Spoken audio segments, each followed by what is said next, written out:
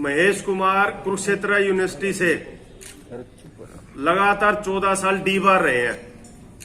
ये आरटीआई से जानकारी प्राप्त हुई है हमारे को। लगातार 14 साल डी बार वाइफ की क्लास में ड्यूटी दे रहे थे, नकल करा। डॉक्टर महेश ने मेरी पत्नी पूनम को टक्कर मारी शराब के नशे में और फिर अभद्र भाषा का प्रयोग किया।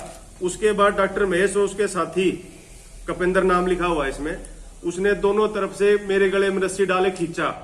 जाट कॉलेज के जो और लेक्चरर है 50 से करीब तो यही एलिजिबल थे। हमने उस टाइम आवाज उठाई थी कि आप लोग आवाज उठाइए, यहाँ फॉर्म भरिए इसके प्रिंसिपल के लिए। क्या वो, मैं उनसे ये पूछता हूं, क्या वो उनके लिए इसके नीचे काम कर लेंगे प्रिंसिपल के नीचे?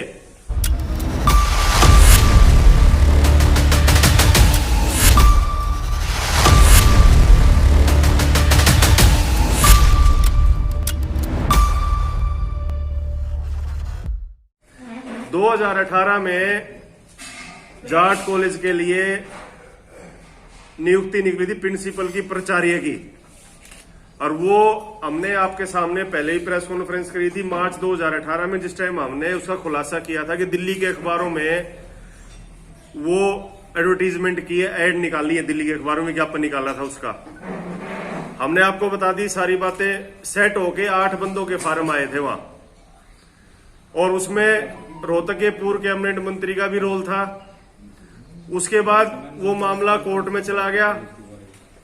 कोर्ट से सुलझ के वो मामला मार्च 2021 में श्री महेश ख्यालिया ने एज ए प्राचार्य यहां ज्वाइन कर लिया।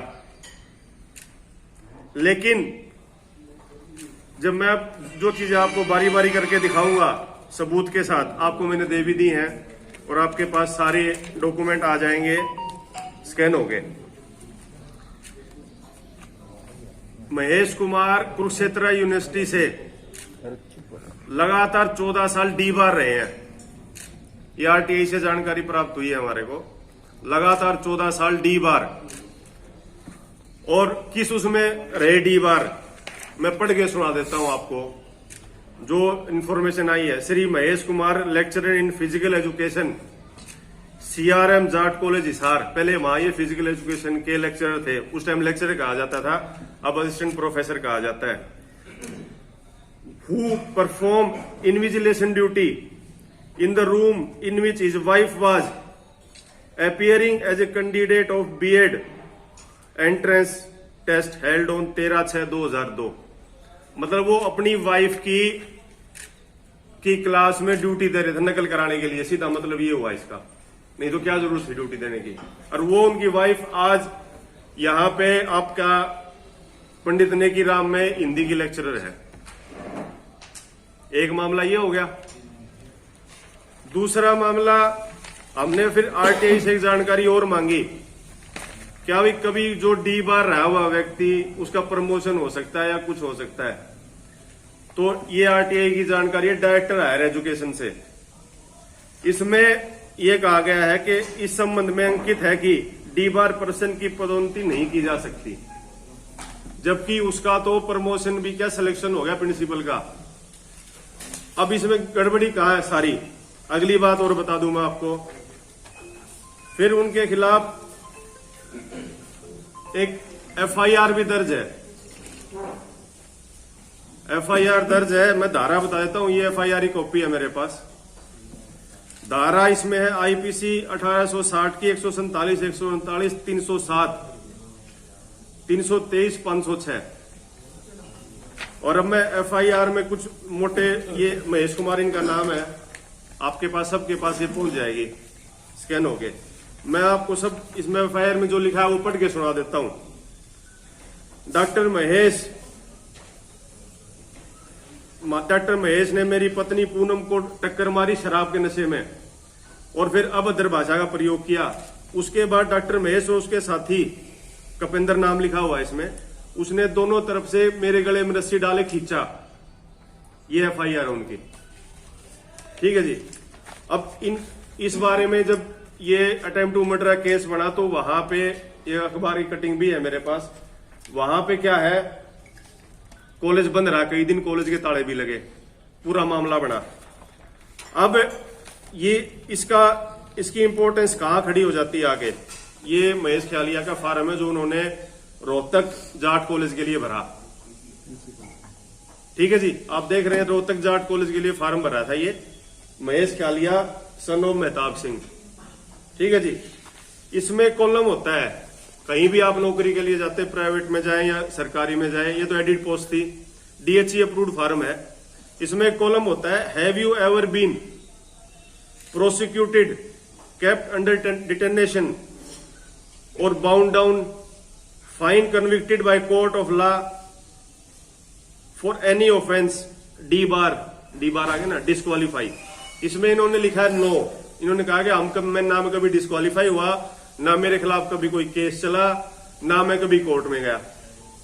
अब अगली चीज मैं आपको बता दूं, ये उनके कोर्ट के केस की कॉपी है जो कोर्ट का केस उनके खिलाफ चला था। इसमें लिखा उन्होंने मैं कभी मेरे खिलाफ कोई केस नहीं चला। इसमें साफ साफ लिखा हुआ है, आप देखिए, ये महेश सन ऑफ मेहताब। ठीक है जी, ये सारी हमारे पास कॉपियां हैं, आप किसी भी टाइम ले भी सकते हैं, हम आपको स्कैन करके भेज देंगे।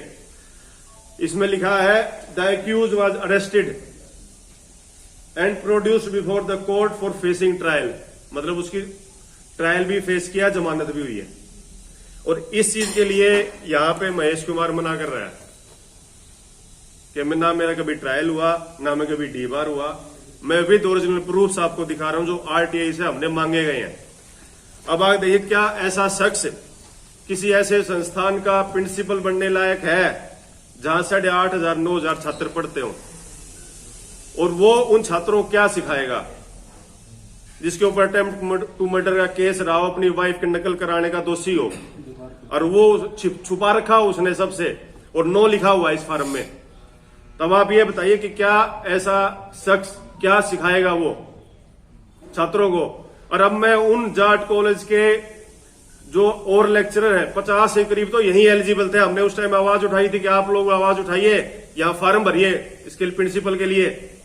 क्या वो, अब मैं उनसे ये पूछता हूं, क्या वो उनके लिए इसके नीचे काम कर लेंगे, प्रिंसिपल के नीचे, जो इस तरह का दोषी है? और क्या वो छात्र जो जिनको वो यहां अगर कभी नकल होती रोकने जाएगा, तो क्या वो ये नहीं कहेंगे कि आप अपनी पत्नी की नकल करवा रहे थे और आप हमें किस मुंह से आप रोक रहे हो? सारी तैयार कर ली है जो गवर्नर से लेके, क्योंकि इन्होंने हाईकोर्ट को भी एक तरह से मिसगाइड किया है। हाईकोर्ट में केस चला, ये फार्म सब हाईकोर्ट में घूम के आया हुआ है। चीफ जस्टिस के नाम हमने कंप्लेंट डाल दी है, डिप्टी कमिश्नर के नाम डाल दी है, गवर्नर के नाम डाल दी है, डायरेक्टर हायर एजुकेशन के नाम डाल दी है, कमिश्नर के नाम है, वाइस चांसलर के नाम है, इन सब के नाम इसने डालिए। कहीं ना कहीं इन सब से ये फार्म इसका होके गया हुआ है। वाइस चांसलर के यहाँ, MDU के यहाँ EC की मीटिंग हुई थी और EC की मीटिंग में एजेंडा पास हुआ है। मैं दी हो बिल्कुल सही है। अगर इसमें कहीं कोई गलती पाई गई तो मेरी अपॉइंटमेंट को कैंसिल कर दिया जाए, खुद लिखा है, साइन किए हुए।